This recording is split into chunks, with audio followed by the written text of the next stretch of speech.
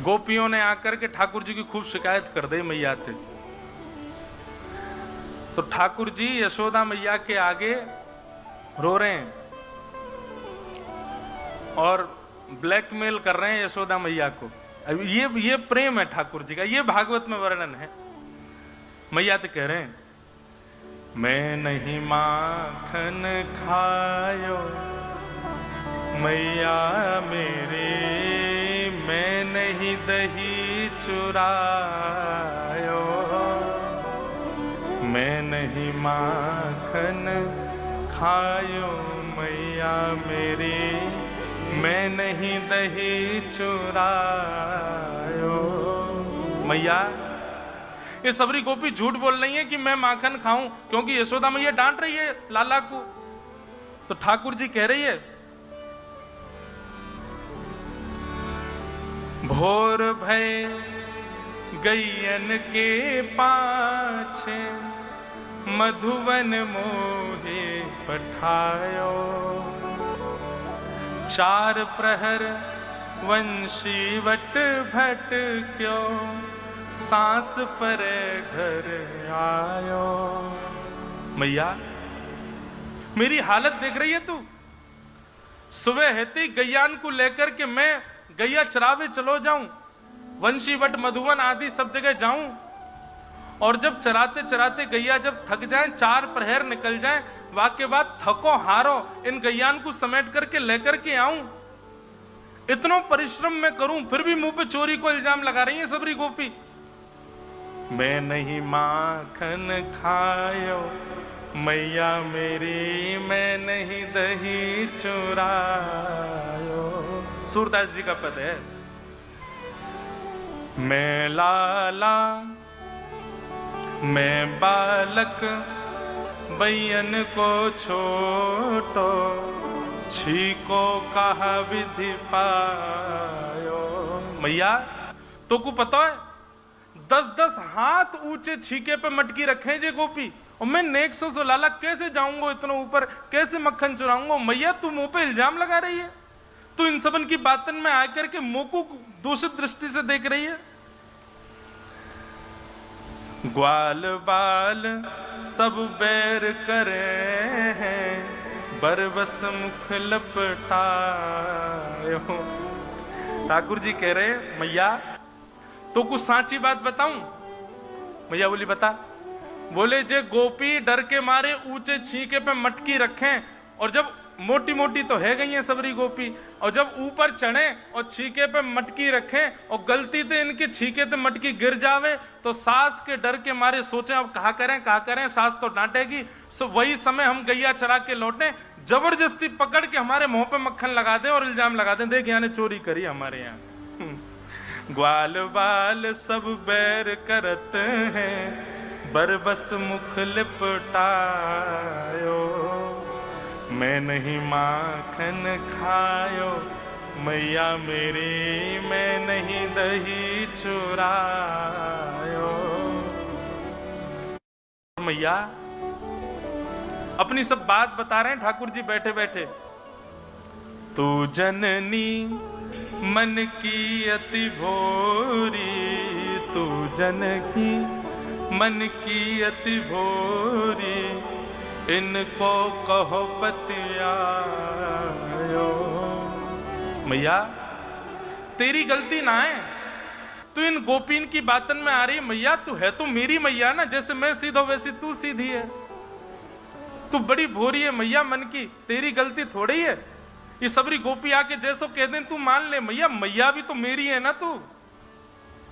लेकिन मैया अब मुंह पे सहन ना होवे, अब बुढ़ापे को जा रहा हूं मैं, 3.5 बरस को है गयो, अब धीरे धीरे बुढ़ापा आ रहा, इतना ना सहन करूंगा मैं अब। मैया बोली, तो कहा कहना चाह रहा हो फिर तू अब? सो ठाकुर जी अपनी लकुटी और काली कमली लेकर के गए।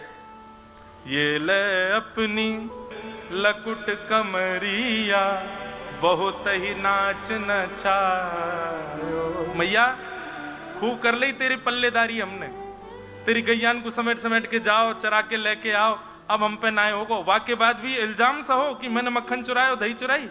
जेले मैया अपनी लकुटी और जेले अपनी कमरिया दूसरो लाला ढूंढ लियो, मैं जा रहा हूं घर छोड़ के।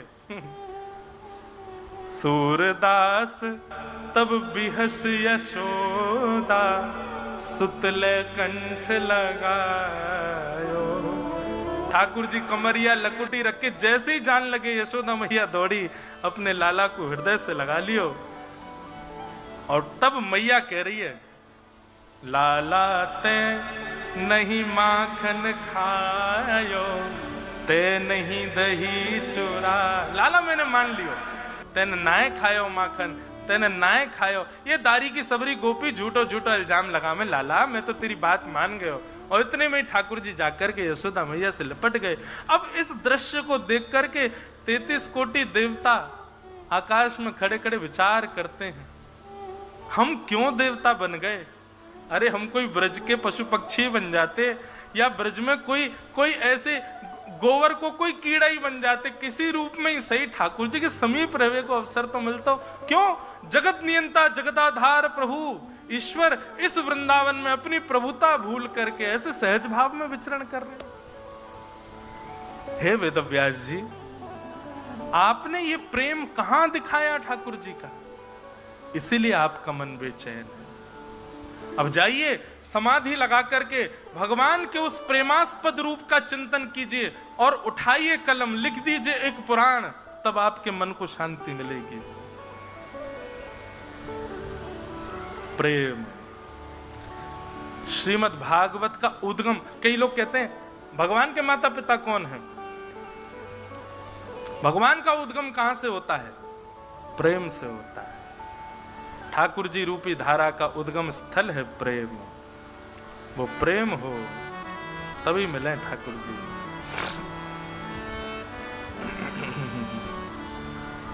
गाते हैं, हमारे ब्रज का भाव है, कौन पावे आको पार, प्रेम नदिया की सदा उल्टी बहे धार। कौन पावे आको पार, प्रेम नदिया की सदा उल्टी बहे धार। अरे कौन पावे आको पार, प्रेम नदिया की सदा उल्टी बहे धार। कौन पावे आको पार, प्रेम नदिया की सदा उल्टी बहे धार।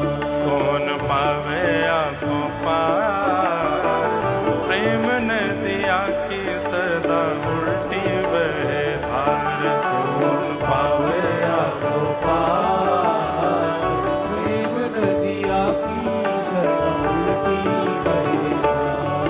ओ देखो मैं सुनाऊं एक बात अनु में, देखो मैं सुनाऊं एक बात अनु में, देखो मैं सुनाऊं एक बात अनु में, देखो मैं सुनाऊं एक बात अनु में। कौन सी बात? ब्रह्म निराकार रयो गोकुल में खेला, ब्रह्म निराकार रयो गोकुल में खेला। अरे हाँ, ब्रह्म निराकार रयो गोकुल में खेला, ब्रह्म निराकार रयो गोकुल में खेला। नंद यशोदा के द्वार, यशोदा के द्वार,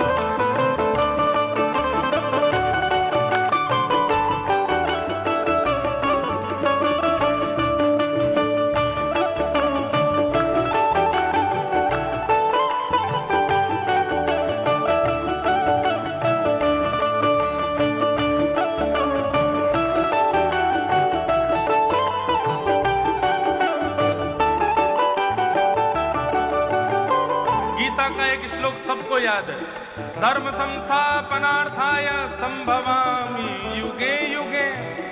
ठाकुर जी क्यों आते हैं पृथ्वी पर? धर्म की स्थापना करने के लिए आते हैं। लेकिन वृंदावन में आके क्या कर रहे हैं ठाकुर जी?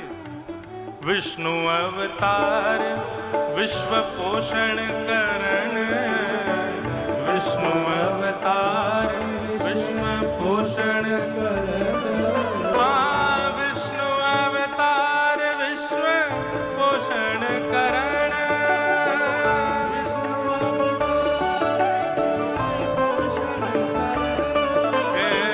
सोई कर चोरिया अहिर घर, सोई कर चोरिया अहिर घर, निज प्रभुता विसार, प्रभुता निज प्रभुता विसार,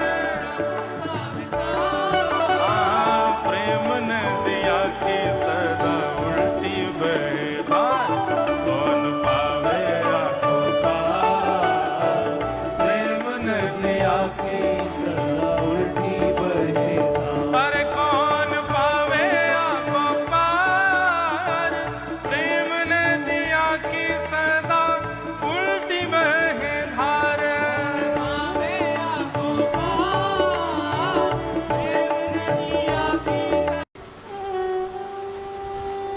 वे ही प्रेम प्रदान कर सकते हैं। वेद व्यास जी ने नेत्र बंद करके समाधि नानुस्मर तद्विचेष्टितम समाधि लगाई और समाधि के पश्चात श्रीमद् भागवत ग्रंथ की रचना हुई। बोलो भागवत महापुराण की। और जैसे ही श्रीमद् भागवत की रचना हुई, अब तो वेद व्यास जी को इतना सुकून मिला, इतनी शांति मिली, इतने आनंदित हो गए। अब उनको लगा कि हाँ, अब मेरे चित्त को लग रहा है कि हाँ, मुझे ठौर मिली है। अब आप कहेंगे महाराज जी अभी तो आप कह रहे थे ठौर मिलनी नहीं चाहिए, असंतुष्टि बनी रहनी चाहिए। वेद व्यास जी को इस बात से तो ठौर मिल गई, ये तो ठौर मिलनी चाहिए कि हम एक रुके कहां पर, सब जगह विचलित हो रहे हैं, उससे तो एक ठौर मिलनी चाहिए। कभी किसी देव की उपासना कर रहे हैं, कभी किसी देव के चरणों में, कभी कहीं किसी को पूज रहे हैं, कभी कहीं किसी को पूज रहे हैं, समझ नहीं आ रहा कहां जाएं, किसके एक निष्ठ हों, उसमें तो एक ठौर मिलनी चाहिए।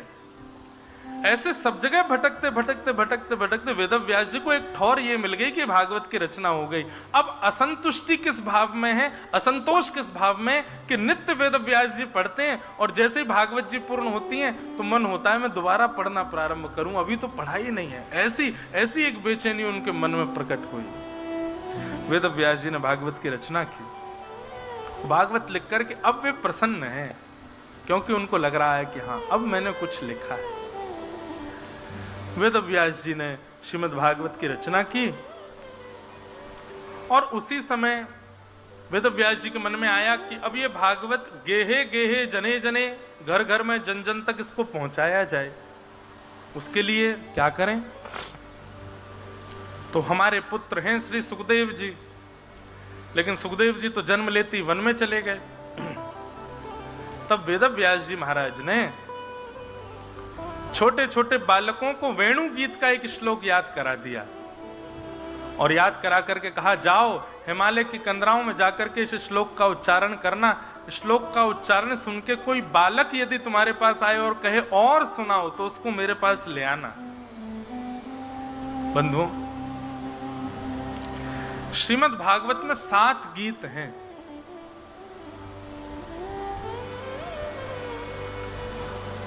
रुद्र गीत सबसे पहला गीत।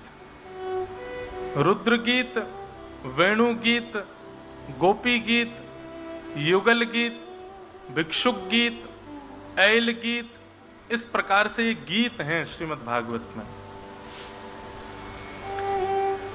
लोग गोपी गीत के बारे में खूब जानते हैं, पर यदि कभी अवसर हो ना किसी महापुरुष का वेणु गीत सुनिएगा, बहुत अद्भुत है वेणु गीत। जिस प्रकार कृष्ण अंतर्ध्यान हो गए और उन श्री कृष्ण की खोज में गोपियों ने गोपी गीत गाया, ऐसे ही वेणु गीत की स्थिति क्या है कि श्री कृष्ण गैया चराते चराते चराते जैसे वन में जाते हैं, खिड़कियों से गोपियां ठाकुर जी को देखती हैं, लेकिन अब ठाकुर जी तो वन में चले गए, नेत्रों को दिखाई नहीं दे रहे हैं। तो गोपियां अपने घर में बैठ करके नेत्र बंद कर लेती हैं, कृष्ण का स्मरण करती हैं। तो बैठी तो वो घर में हैं, पर कृष्ण जो जहां विचरण कर रहे हैं, जैसी लीला कर रहे हैं, वो सब लीलाओं का दर्शन घर बैठे बैठे गोपियों को हो रहा है। वही है वेणु गीत। ठाकुर जी अब क्या कर रहे हैं, अब कहां जा रहे हैं, कैसे गैया चरा रहे हैं, कैसे वेणु बजा रहे हैं, ये सब लीलाएं प्रकट होती हैं, वो फिर वेणु गीत है।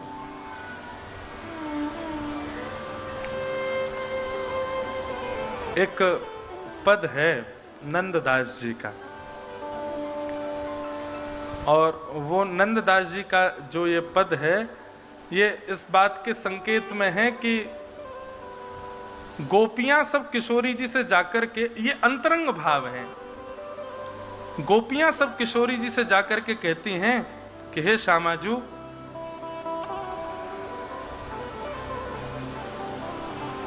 लाल जी के दर्शन में अपूर्णता सी लगती है, उसके लिए हम क्या करें? आप कृपा करके हमको अनुग्रह करके कोई मार्ग प्रशस्त करो कि अपूर्णता कैसे जाएगी। बहुत ध्यान से सुनना।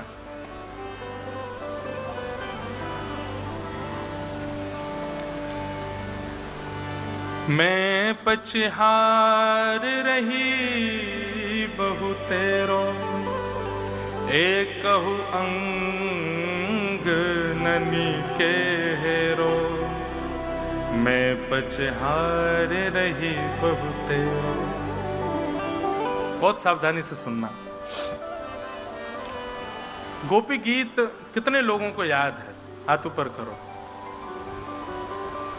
वाह, धन्य हैं आप लोग, हैं इतनी संख्या में बैठे। हम तो सोच रहे रसिक बैठे हैं, रसिकों की बातें, गोपी गीत ही याद नहीं है। गोपी गीत में एक पंक्ति आती है, उस पंक्ति में गोपियां कहती हैं, त्रुटयो गायते त्वाम पश्यताम्।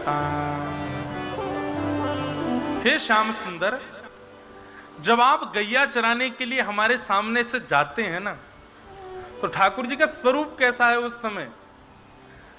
तो वर्णन करते हैं कि वरहा पीडम नटवर वपु कर्णयो कर्णकारम बिभ्रदवासः कनक कपिसम वैजयंतीं चमाला रंध्रान वेणुमधर सुधया पूरयन् गोपवृंदै वृंदारण्यम स्वपदरमणम प्राविशद गीत कीर्ति। सबसे पहला काम तो आज करिए, यहां से जाते ही जितने लोग आए हैं, आज से ही गोपी गीत याद करना प्रारंभ कीजिए। वृंदावन आते हैं, यहां पर रहते हैं, गोपी गीत याद तो होना चाहिए। इतना ही नहीं कर पा रहे हैं, एक प्रेमी अपनी प्रेमिका के लिए उसकी सारी डेट ऑफ बर्थ याद कर लेता है, उसको जो प्रिय वो सब याद कर लेता है, उसको कैसा रंग बढ़िया लगता है, उसको कौन से कपड़े बढ़िया लगता है, वो क्या खाना चाहती, सब याद कर लेता है। अरे भैया, हम प्रेमी हैं श्री बिहारी जी के, उनका हृदय है गोपी गीत, वो याद नहीं हमको। तो ऐसा मत कीजिए, सब लोग याद करो। मैं किसी भी दिन फिर से पूछूंगा कितने लोगों को याद है, और उस दिन हाथ कम खड़े हुए तो क्या करेंगे? हम कुछ कर तो सकते नहीं, कथा तो सुनाएंगे आगे, लेकिन ठाकुर जी से भैया न गोपी गीत याद करो। तो विषय पर आओ, थोड़ा ना तानपुरा हल्को करियो भैया। गोपियां कह रही हैं, ठाकुर जी जब वन में जाते हैं तो उनका स्वरूप कैसा है? तो वरहा पीडम नटवर वपु कर्णयो कर्णकारम, ठाकुर जी ने मोर मुकुट अपने सिर पर पहना है। हमारे नाना जी एक भाव कहते थे, बोले लाला जैसे ठाकुर जी मोर मुकुट पहने टेढ़ों सो, और आपने कभी श्रृंगार का गौर से दर्शन किया हो तो ऐसे मुकुट पहनते हैं, और फिर मुकुट के नीचे एक सफेद मोती की लड़ ऐसे आती है मुकुट के नीचे। अब ये लड़ तो हम लोग धरा देते हैं श्रृंगार में, देखो यहां पीछे भी धारण करी है इन्होंने, सफेद लड़ ऐसे नीचे से जा रही है माथे पे होके। यतितेदिकं जन्मना व्रजः श्रयतैर्विराजते